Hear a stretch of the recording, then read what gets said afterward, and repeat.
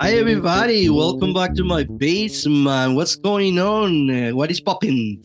How is everybody over there that is listening? I'm always curious to know where you guys are listening when you listen to this podcast. Are you actually, I don't know, running in the treadmill? Are you in the car? Are you preparing the breakfast for your kids? I don't know. But the important part is that you guys are listening. And that for me means the world. And of course, for our production team that put this program every 2 weeks with so much effort and so much love. This is from Suarez Basement, a podcast created especially for everybody out there who, like me, is very much in love with visual storytelling. And we have conversation with the experts in the communication, media, and the art. Thank you to WCNY, PBS in Central New York, of course, for the partnership. It's thanks to that partnership that we are able to be with you guys every 2 weeks. Today, like every episode, we have an expert in the house, or in this case, like I say, in the basement. We are going to be joined by John Sorapure from London. He is the cinematographer for one of my new favorite TV shows in Apple TV. And of course, I'm talking about maybe also your new favorite TV show, Ted Lasso. I cannot wait. He also have been behind the cinematography for Inside Number 9, which is also a fantastic show, and many others, not only shows, TV shows, but movies. And I think we're going to learn a lot from this conversation with John Sorapure. So thank you guys for tuning in. Thank you, WCNY, for the partnership. Let's start this new episode from Suarez Basement right away. Here we go.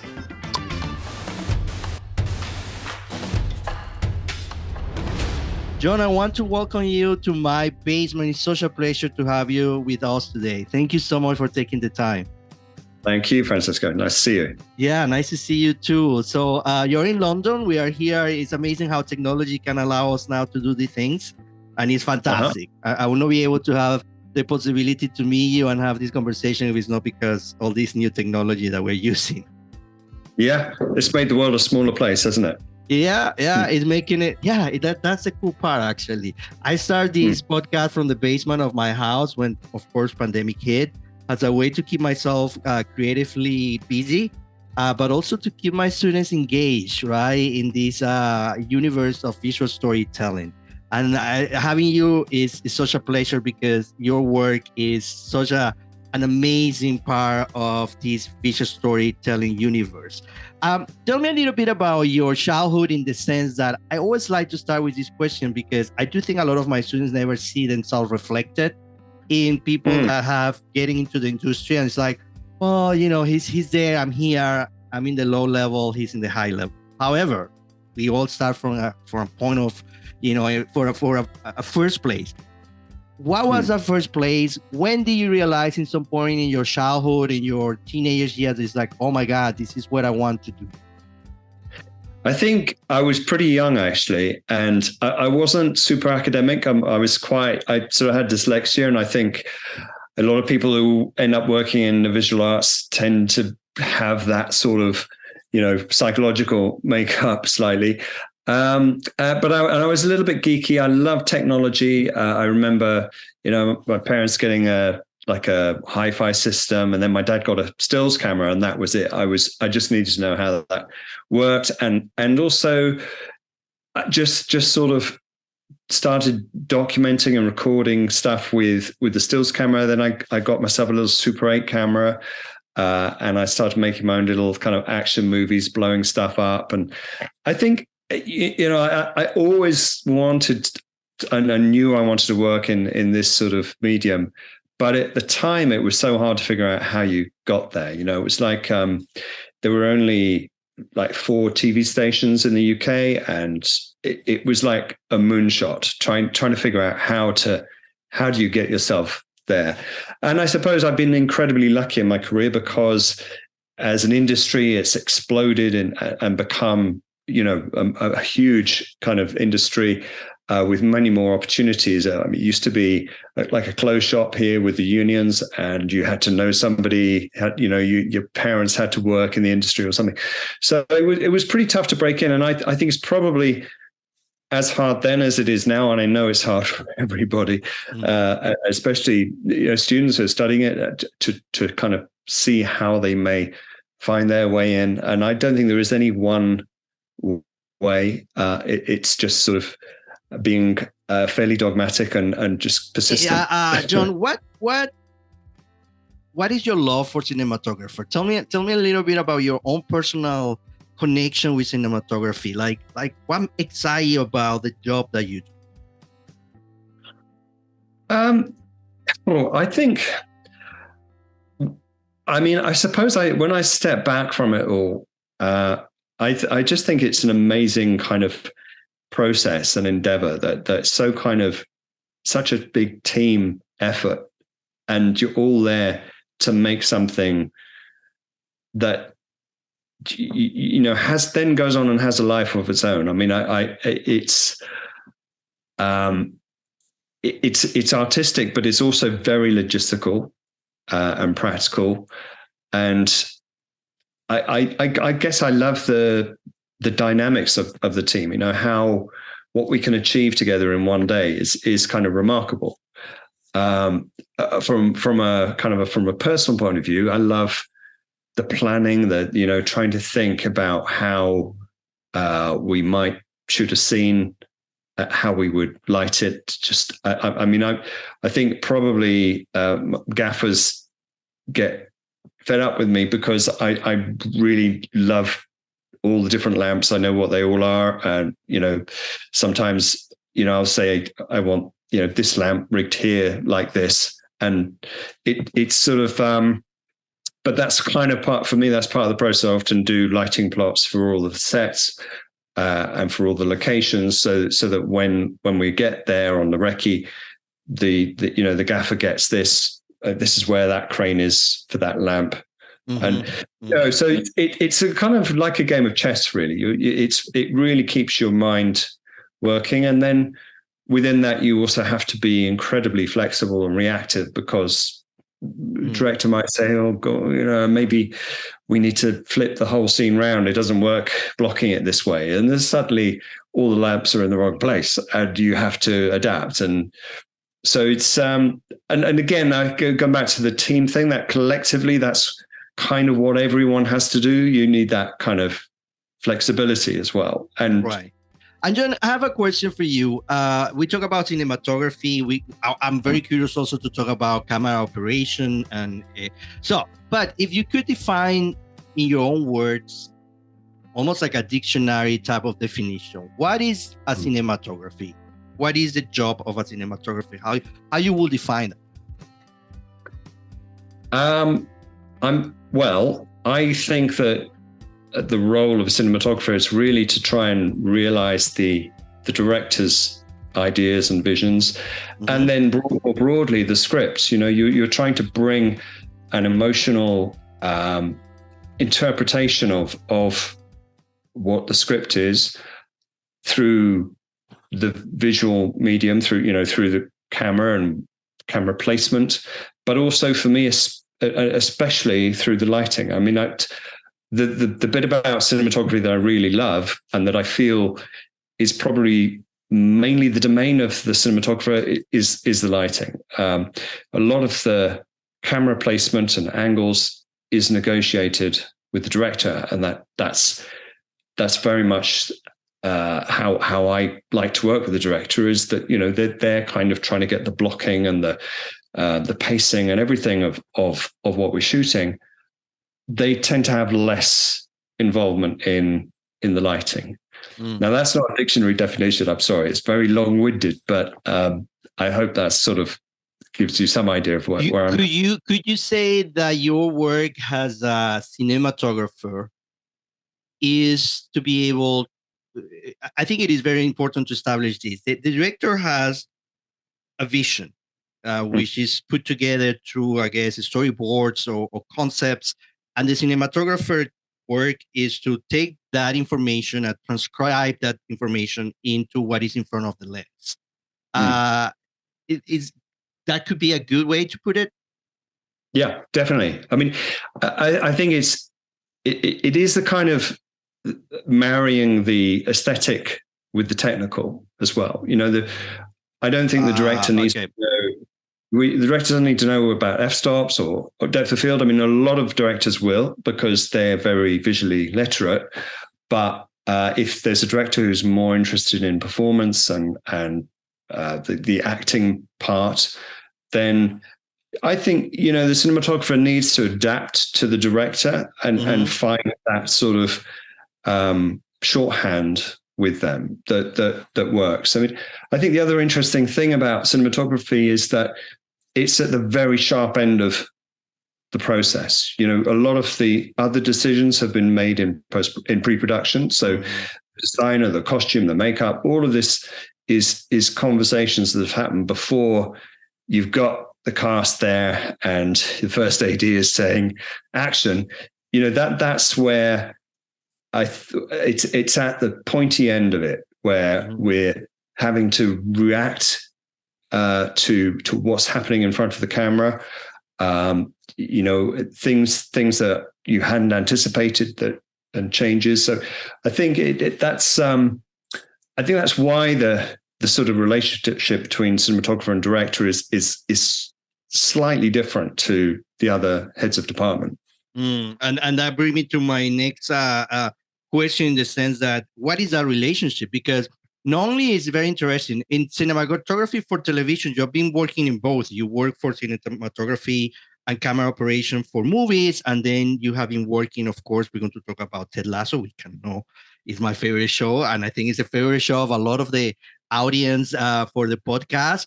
But it's different in the sense that for a movie, you have a director who is in charge of the entire concept of the story.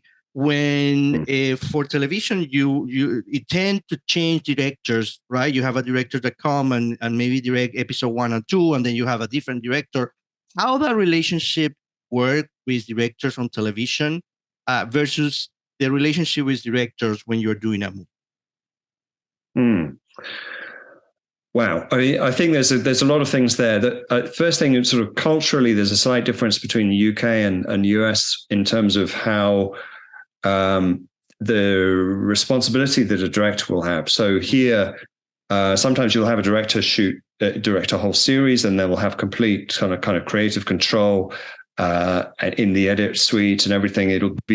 They'll have much more authorship.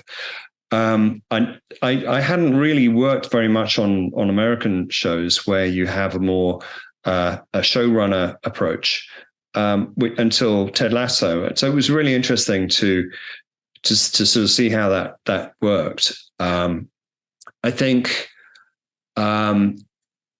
probably when you have lots of different directors, you're trying to be quite reactive. They all come in with slightly different ideas. And that's really refreshing, you're sort of, but there is also often a house style, so you can't deviate too much from that. I suppose, I think in terms of long form, you're kind of, for example, Ted Lasso, we've been more kind of reactive to the writer's room. So they would be changing scripts as we went because they were watching cuts and sort of, it was a much more kind of organic process in a way than perhaps what we used to hear with kind of conventional television, where you'd have a script and it would never change, And then to contrast that with film, I think film, obviously, you have a much shorter time frame to tell your story and develop your characters. Sometimes I think that's quite interesting. I kind of like the discipline of that kind of brevity of having to tell a story in a kind of hour and 20, hour and 30, 2 hours. And I think that sometimes until quite recently, that I think long form has had a really interesting impact on the kind of the medium. It's like a new format in a way where you can develop characters and over a much longer period of time. It totally makes sense. And of course, Ted Lasso, when you read the script, and you say, I want to be working in this, where's your first thought? And what do you think is making Ted Lasso so special and so popular? I think it sort of stands out because of the content and the characters. It's very positive. There's an awful lot of kind of negative drama. I think working in comedy, I've done a lot of comedy. It tends to the way you shoot it is very different. It's much more kind of dialogue led in terms of the story. But I think what was interesting about Ted Lasso was that the producers really wanted for it to have a strong look as well. And so we, with my fellow cinematographer, David Rom, looked at how we would start this off in the first series. There were a lot of discussions about lens choice and format. So we decided to shoot on the Alexa LF, the Mini LF, and which immediately brought quite a strong look to the show. It meant that our depth of field was more shallow. We could shoot closer and wider to characters, but still have that nice fall off. And that was kind of a conscious decision. The other thing I was very keen to try and introduce was when we were playing football with our characters, that they looked fantastic. And I really wanted to try and put the camera into places where it felt really dynamic. So the other kind of piece of kit that we bought to Ted Lasso, which I hadn't used much before, was the Ronin 2. And we were using that gimbal on a rickshaw dolly on a football pitch to kind of chase the players around. And I think that kind of low dynamic angle really helped because they were actors, they weren't professional footballers, but it was very important that we made them look fantastic as Premier League footballers. So yeah, I think that was, in terms of a cinematic approach, that's probably the two kind of main things that we were doing there. We wanted it to look really nice, and hopefully we sort of it does. It looked fantastic. But I get your point where we talk about cinematography. When you watch The Lasso and compare with certain episodes in Inside Number 9, the light is everything. I mean, it's part of the story, right?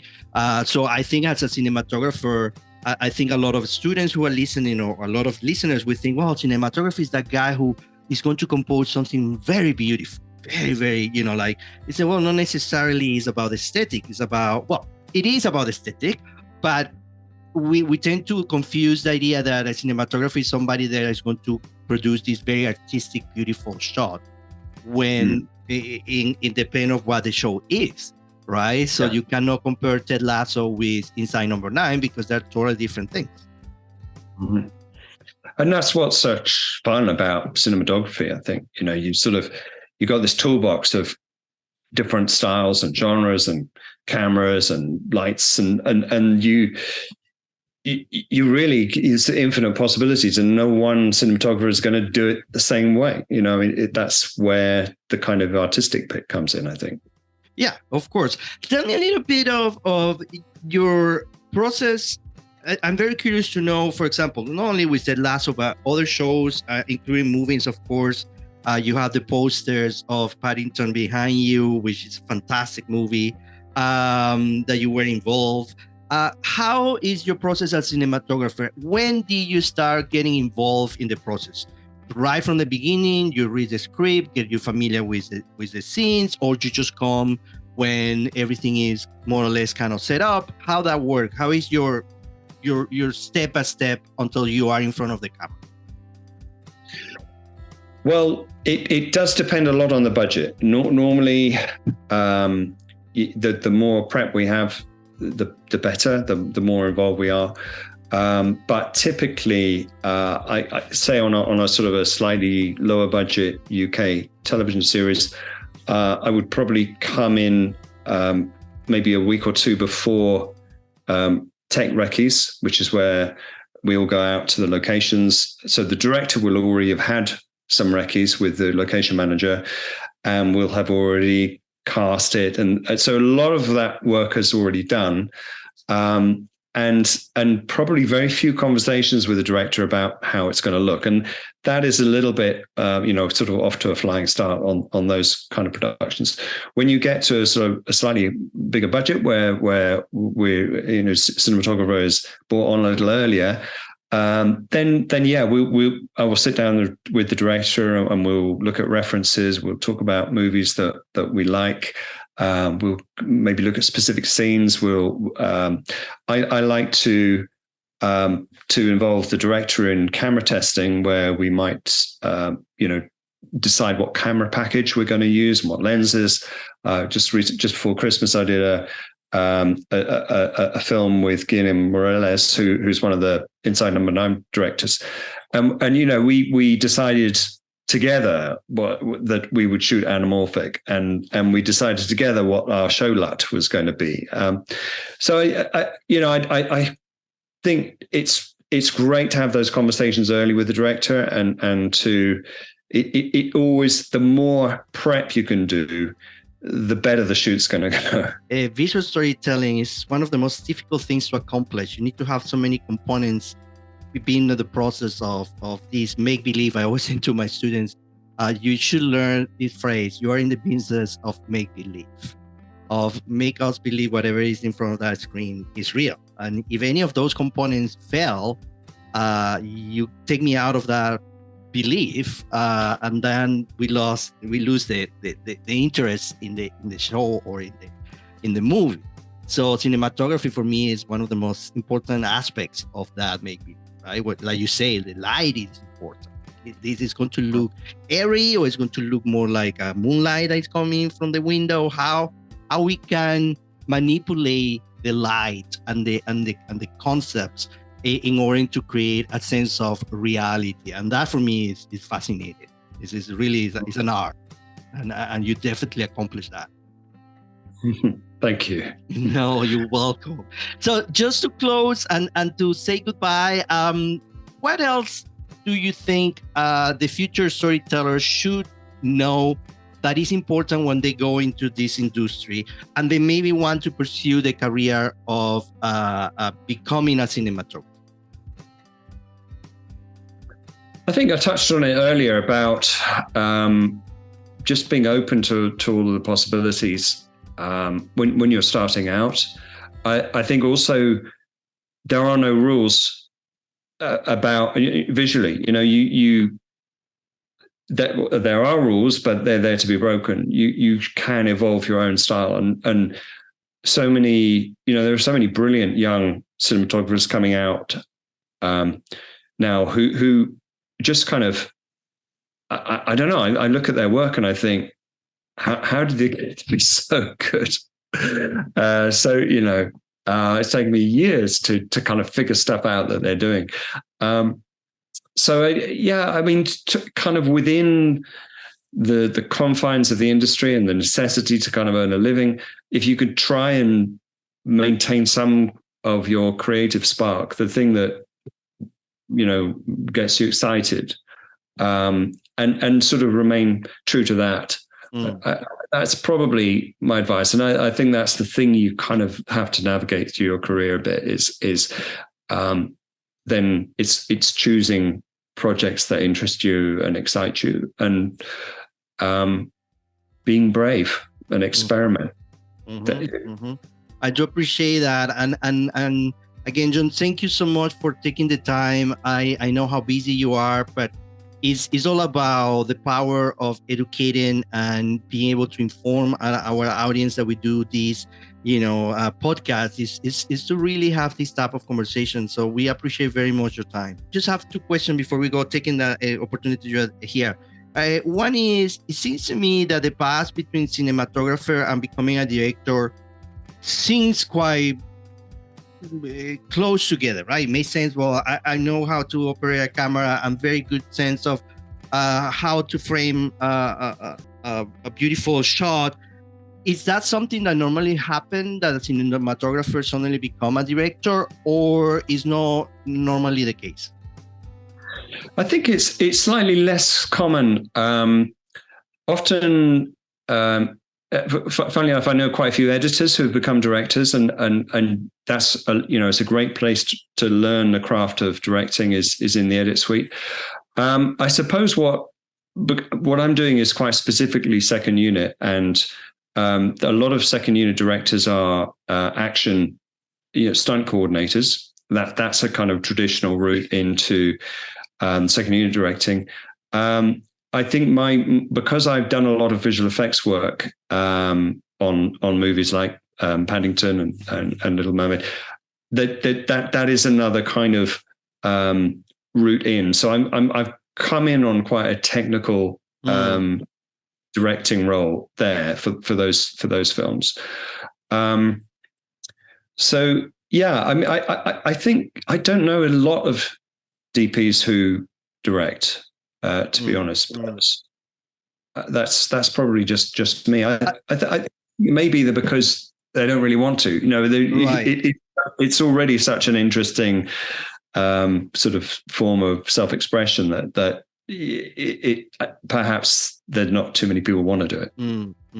And for movies like Paddington, which you are working with a character that is not there, is that a different approach when we talk about cinematography? Like, I'm assuming it would be quite complicated to understand. Okay, I'm shooting this jungle or this bathtub, but the character is not there. So how that work?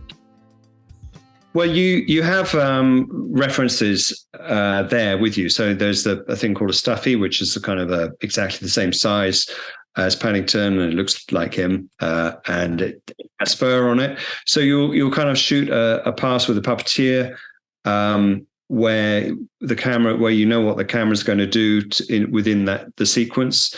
But often those sequences have already been planned, and we call it a tech viz, where the company that's doing the animation for the bear will say, okay, this is an animatic or tech viz of what the bear is going to do in the scene, because it's so expensive to animate a character like that you need to be quite economical about what you're shooting. You need to know the durations of each shot and so on.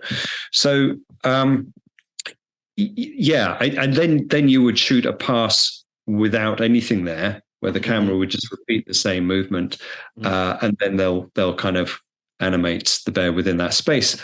And there's a lot of other reference material they need from it. They'll sort of scan the set, and they'll do a mirrored ball which will capture all the lighting reference.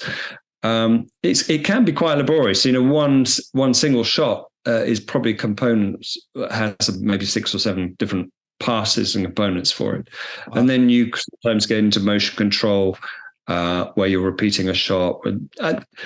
Within all of that very technical process, though, I think it's so important to hang on to the drama of the scene as well. I mean, it's you really need to evoke what's going on with Paddington at that moment. I remember a scene in where he's locked in his prison cell in Paddington 2, and I got really emotional about it. There was this sort of a beam of light, moonlight coming in through his cell, and this little tiny bear sort of with a tear rolling down his cheek, and the lighting and everything about that space had to evoke that drama, and that even though there was nothing there, you can't lose that essential bit of the storytelling visually. John, thank you so much.